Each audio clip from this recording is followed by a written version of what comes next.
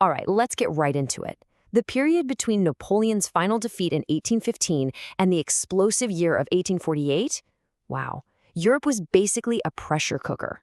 You had this 33-year-long tug of war between old, stubborn empires trying to hang on and these powerful new ideas that were just bursting to get out. And you really can't understand how modern Europe was born without getting a grip on this era. And boy, did it all come to a head in 1848. People called it the springtime of the peoples because this wave of revolution just swept across almost the entire continent. But then, it got crushed. So the big question we're going to tackle here is why? Why did this massive, continent-wide push for change ultimately just fizzle out? So to really get why things blew up, we've got to look at what was happening right before. The calm before the storm, you could say. After Napoleon was finally out of the picture, the big powers in Europe all got together at the Congress of Vienna, and their goal was basically to hit the rewind button and put everything back the way it was. You see, for Europe's old powers, the plan was pretty simple. The French Revolution had unleashed this powerful idea, this genie, really, that nations should be self-governing and that citizens should actually have rights.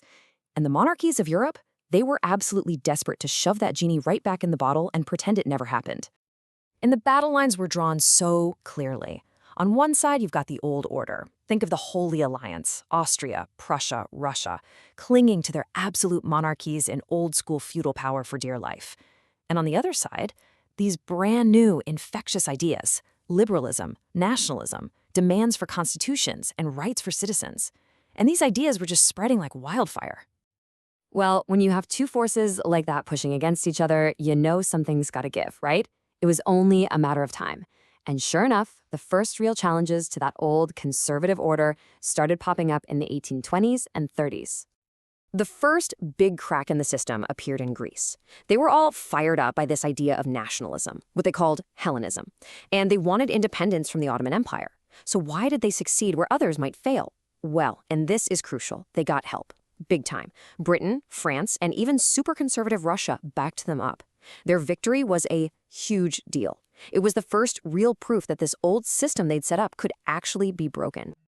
Then you fast forward to the 1830s and you get this, a real tale of two outcomes. Look at Belgium. Success. They won their independence. Why? Because they had friends in high places, Britain and France. Now look at Poland and the Italian states. Nope. Total failure. They were brutally crushed by Russia and Austria. The key difference? No foreign help, and they just couldn't get enough of their own people on board. So what's the big takeaway from this first wave of uprisings? It really all boiled down to one thing: geography and who your neighbors were. If you were lucky enough to be near powers like Britain or France who might help you, you had a shot. But if you were stuck next to the huge conservative empires of Austria, Prussia, or Russia, well, your revolution was probably doomed from the start. Okay, so all of this was just the warm-up act. Now we get to the main event, 1848. This wasn't just a few sparks here and there. This was a wildfire, a massive, continent-wide chain reaction that was about to change absolutely everything. I mean, it was the perfect storm for a revolution. You had a terrible economic crisis. Things like the potato blight meant people were literally starving.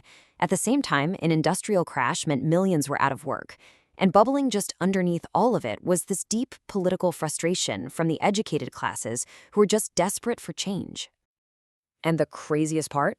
Just how fast it all happened. It was a domino effect. In February, boom, Paris explodes, and the king is forced to run. By March, just a month later, Vienna is in revolt, and the ultimate symbol of the old order, Metternich, gets the boot. Within weeks, the fire has spread all across the German and Italian states. It was unreal. But then, almost as quickly as it all began, that springtime of the peoples just withered and died. The armies of the old order pushed back, and they retook control. So that brings us right back to our big question. Why? Why did it all fall apart? And this one quote, this tells you so much of the story. You had this assembly elected by the German people, and they offered the crown of a new unified Germany to the King of Prussia. And this was his response. He's basically saying he won't take power from the common people, from the gutter. That tells you everything you need to know about the arrogant, top-down mindset they were fighting against. You know, on the surface, it really looked like everyone was on the same page.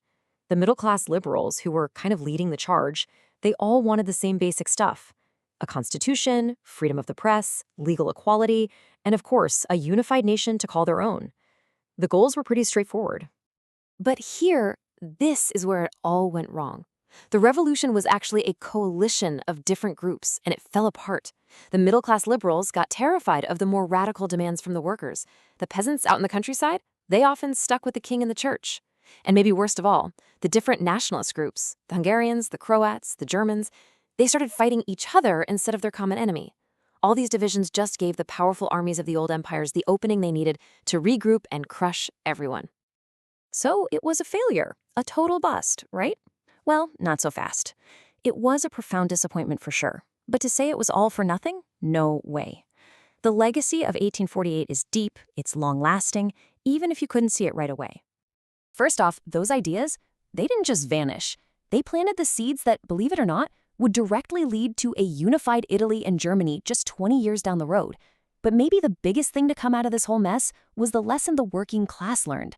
They realized that when the chips were down, the middle-class liberals would sell them out, and that realization, that giant split, it lit the fuse for the rise of independent socialism, a force that would completely reshape the next century of politics.